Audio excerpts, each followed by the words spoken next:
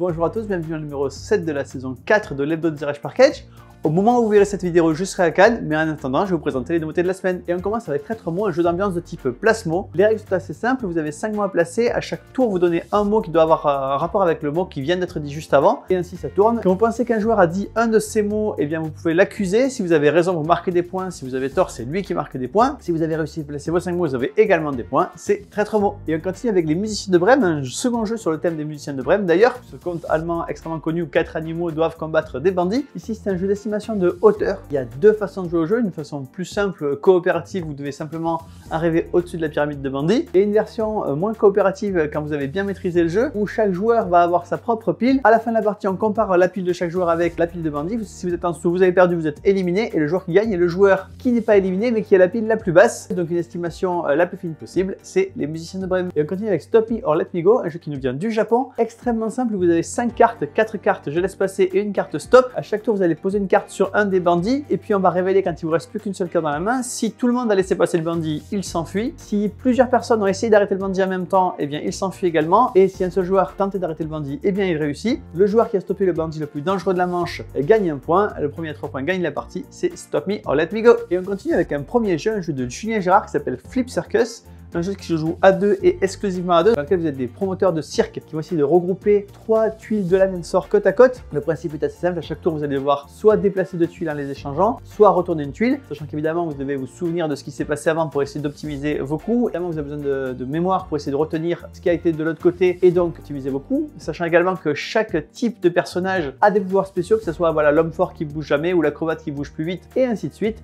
Un jeu extrêmement simple mais avec une grande complexité stratégique, c'est Flip Circus. Autre jeu à 2 et seulement à 2, c'est Marabunta. Marabunta, c'est un jeu de Reiner Knizia. Reiner Knizia, je ne le présente plus, je parle de lui à peu près toutes les semaines. Ici, il arrive avec un roll and write, donc vous allez lancer des dés et écrire les résultats sur les plateaux. Mais également un jeu avec la mécanique de je coupe, tu choisis, c'est-à-dire qu'un joueur lance 6 dés, il va répartir les résultats en 2 paquets. L'autre joueur va choisir lequel des 2 paquets il va utiliser. Et le premier joueur va donc récupérer les dés qui n'ont pas été voulus par l'autre. Un jeu dans lequel vous jouez une colonie de fourmis qui va essayer de s'étendre sur le plateau. Vous avez un plateau principal avec voilà, des mécaniques de majorité et un plateau individuel pour vous développer, c'est Marabunta. Et on continue avec un second jeu de Reiner Knizia qui s'appelle Sunrise Avenue. En 2013 sortait un jeu qui s'appelait Rondo, il a eu pas mal de succès notamment en Allemagne où il était sur la liste de recommandations du Spiel des Jahres. La thématique était sûrement pas suffisante pour arriver en France, c'est un jeu extrêmement abstrait. Ici il arrive avec une nouvelle thématique et une nouvelle édition. Vous allez développer une ville, à chaque tour vous allez pouvoir soit piocher des cartes, soit jouer des cartes pour construire des bâtiments, sachant que plus vous jouez de cartes du même type, plus vous pouvez jouer de bâtiments sur la même case. Au fur et à mesure de la partie vous marquez des points en fonction des bâtiments que vous construisez, selon l'endroit où vous les avez mis et la hauteur que vous avez atteinte. Et à la fin de la partie, vous marquez des points en fonction des bâtiments les plus hauts que vous avez construits, mais également en fonction de la plus grosse série de bâtiments. C'est Sunrise Avenue. Et on continue avec Batman, les rues de Gotham City. C'est un jeu de Guy Lamasson, à qui on doit notamment Not Alone, mais aussi pas mal d'autres jeux. Ici, il arrive avec un jeu évidemment dans l'univers de DC. Batman est parti, et donc les vilains vont s'en donner à cœur joie, jusqu'à ce qu'évidemment Batman revienne. L'objectif est d'avoir marqué un maximum de points avant le retour de Batman. Le principe du jeu est extrêmement simple. Soit vous piochez une carte, soit vous jouez une carte, soit vous activez une carte, sachant que les cartes que vous activez vont avoir des pouvoirs évidemment pour optimiser votre pioche ou votre façon de jouer des cartes, etc. etc. et que des cartes vont comboter entre elles. Si vous avez 2 cartes qui se combotent, leur effet est de plus en plus puissant, mais les cartes les plus puissantes, elles ont des gros chiffres et donc vous avez intérêt à les garder en main puisque les chiffres des cartes que vous avez en main compteront comme des points en fin de partie. Autre particularité du jeu, vous marquez des points en fonction des 2 méchants qui sont à votre gauche et à votre droite, donc vous partagez des objectifs avec vos 2 voisins. Un jeu qui se joue également extrêmement bien à 2, même peut-être encore mieux à 2 qu'à plusieurs. Et bonne nouvelle pour les premiers qui prendront ce jeu, c'est par Cage, c'est qu'on a une carte bonus avec un nouveau vilain, une nouvelle façon de scorer des points.